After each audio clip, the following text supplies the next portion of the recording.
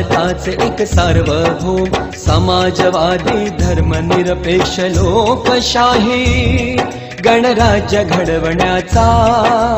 त्याच्या सर्व नागरिकास सामाजिक आर्थिक व राजनैतिक न्याय विचार अभिव्यक्ती विश्वास श्रद्धा व उपासना यांचे स्वातंत्र्य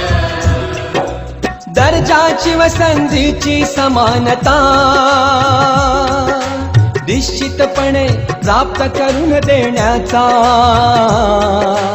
आणि त्या सर्वांमध्ये व्यक्तीची प्रतिष्ठा व राष्ट्राची एकता आणि एकात्मता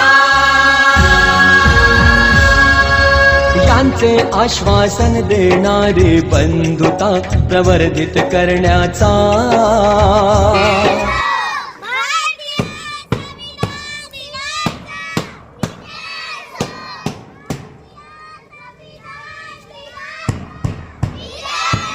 एकोणीसशे 49 रोजी या